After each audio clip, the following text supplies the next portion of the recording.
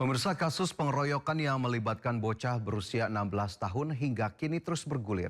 Pihak keluarga korban yang sempat mendatangi anggota DPR RI terus berharap akan adanya keadilan untuk sang anak.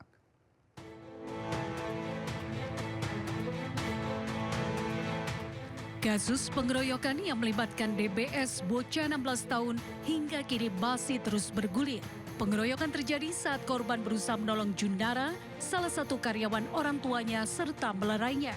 Namun anaknya dan Junara lah yang justru dijadikan tersangka. Hingga saat ini, sidang terhadap Junara masih terus bergulir dan rencananya sidang putusan akan digelar pada 30 April mendatang. Sementara korban sudah dilakukan pemanggilan pertama untuk pemeriksaan, namun tidak datang lantaran sedang mempersiapkan ujian sekolah. Atas kejadian yang menimpa karyawan dan sang anak, pihak keluarga sempat mendatangi perwakilan anggota DPR RI.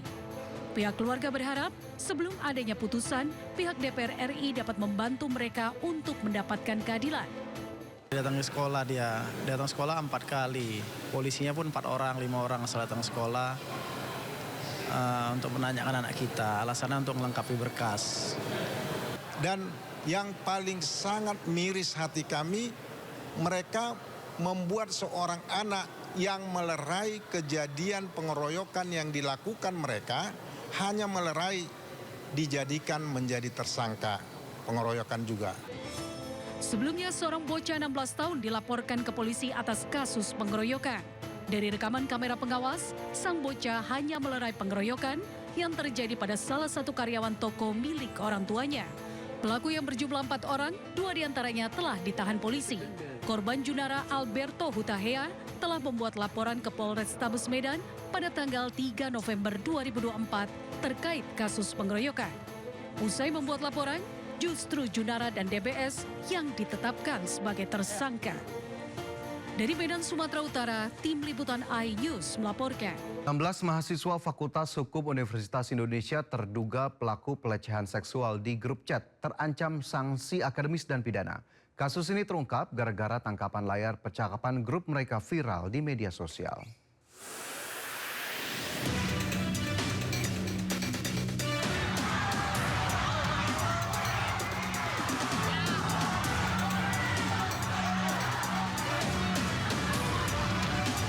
Keributan terjadi saat para mahasiswa terduga pelaku pelecehan keluar dihadirkan.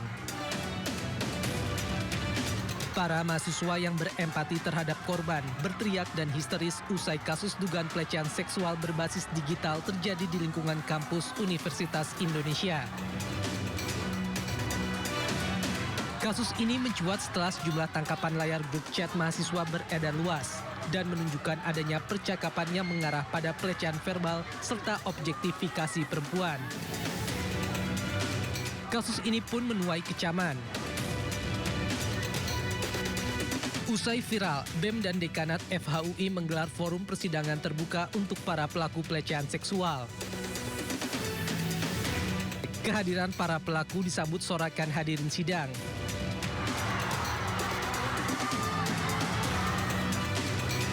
Mereka menuntut ke-16 pelaku pelecehan dikeluarkan dari kampus.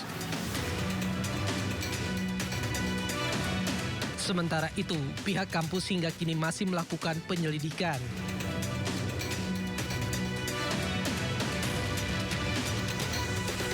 Kita di Rektorat akan memonitor bagaimana penanganan di fakultas.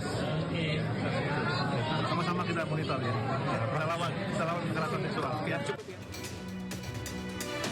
Jika terbukti bersalah, para pelaku akan dikeluarkan dari kampus dan membuka peluang untuk melanjutkan kasus ke polisi.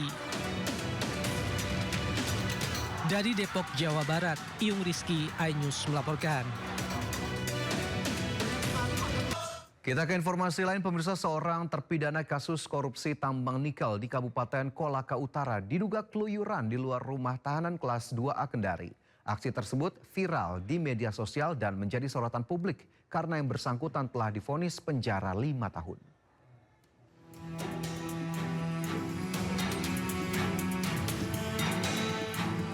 Inilah rekaman saat Supriyadi, mantan Syah Bandar Kolaka yang divonis bersalah dalam kasus tindak pidana korupsi pertambangan nikel di Kabupaten Kolaka Utara berjalan santai di tempat umum.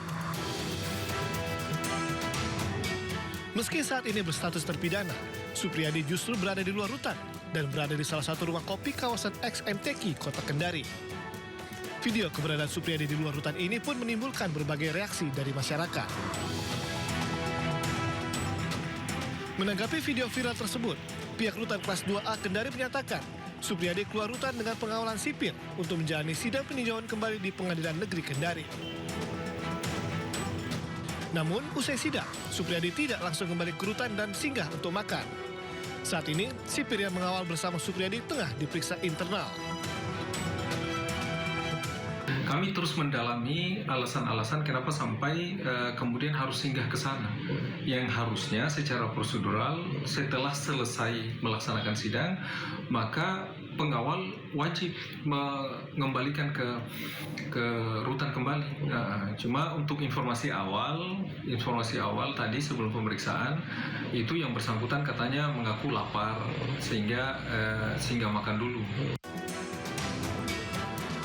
Supriyadi sebelumnya divonis 5 tahun penjara oleh Majelis Hakim Pengadilan Negeri Kendari pada 9 Februari 2026 lalu. Supriyadi juga diwajibkan membayar uang pengganti 1,2 miliar rupiah setelah terbukti menyalahgunakan kewenangan dan pemberian izin berlayar kapal tongkang pengangkut nikel ilegal yang merugikan negara hingga ratusan miliar rupiah. Dari Kendari, Sulawesi Tenggara, Mukhtarudin, iNews melaporkan. Untuk mengetahui suasana terkini sidang kasus pembunuhan kacak bank BUMN di Pengadilan Militer 208 Jakarta, kita sudah terhubung dengan Indira Utomo bersama juru kamera Tri Julianti. Indira, apakah persidangan sudah dimulai dan apa agenda sidang hari ini? Ya, selamat pagi Fajar dan juga pemirsa. Untuk sidang hari ini di Peradilan Militer 28 Jakarta Timur untuk kasus dugaan penculikan dan pembunuhan terhadap Kepala Cabang Bank BRI di Cempaka Putih atau Muhammad Ilham Pradipta memang telah berlangsung tadi pada pukul 10. Untuk agenda persidangan hari ini merupakan tanggapan atas eksepsi yang sebelumnya telah dibacakan pada Senin lalu dari kuasa hukum terdakwa, dan nantinya juga sidang akan dilanjutkan dengan pembacaan putusan sela. Dalam perkara hari ini juga 3 prajurit TNI yang menjadi terdakwa yaitu Serka MN, Kopda FH dan juga Serka FY yang diduga terlibat dalam penculikan ini juga turut hadir pada persidangan ini. Dan dalam eksepsi yang disampaikan itu ada 3 poin utama melalui penasihat hukum. Yang pertama adalah meminta majelis hakim menerima segala keberatan dari terdakwa. Kemudian yang kedua menyatakan perbedaan peran dan kontribusi sehingga perkara ini lebih tepat jika dilakukan secara terpisah. Dan poin ketiga, penetapan terdakwa ini salah sasaran. Auditor militer tadi juga langsung memberikan tanggapan terhadap eksepsi dari 3 poin ini, dan memang dari auditor militer ini menyatakan bahwa eksepsi yang diajukan ini tidak beralasan hukum, bersifat mengada-ngada dan tidak memenuhi hukum ketentuan acara. Oleh karena itu, segala eksepsi yang diberikan ini ditolak. Dan hingga saat ini sidang masih diskors dan nanti diperkirakan akan dilanjutkan pada pukul 1 untuk pembacaan putusan sela. Sementara itu, Fajar. Baik, terima kasih Indira telah melaporkan langsung dari Pengadilan Militer 208 Jakarta. Selamat bertugas kembali. Pemirsa, Jakarta terus berjuang agar lepas dari masalah sampah, mulai dari sampah rumah tangga hingga sampah organik. Seperti di Cilincing, Jakarta Utara, kulit kerang hijau menumpuk hingga menjadi gunungan tinggi. Hingga kini kota Jakarta masih berjuang agar bisa terbebas dari masalah sampah. Selain sampah rumah tangga dan industri, kali ini muncul masalah baru, yaitu sampah organik. Di pesisir Kalibaru, Cilincing, Jakarta Utara, limbah kulit kerang hijau menggunung bahkan mencapai ketinggian 2,5 meter. Setiap hari sampah kulit kerang hijau terus bertambah seiring aktivitas pengupasan kerang oleh warga dan pengusaha lokal. Kurangnya lahan pembuangan akhir membuat para pengusaha kerang memilih jalan pintas dengan membuang limbah ke laut dan juga tepi pantai. Kayak wisatawan gitu agak terganggu ya, karena kan biasanya bisa menikmati pasir di bibir pantai, sekarang sudah tidak bisa menikmati pasir putih di bibir pantai. Meski disebut-sebut dapat menahan abrasi, namun secara ekologi tumpukan kulit kerang bisa merusak lingkungan laut.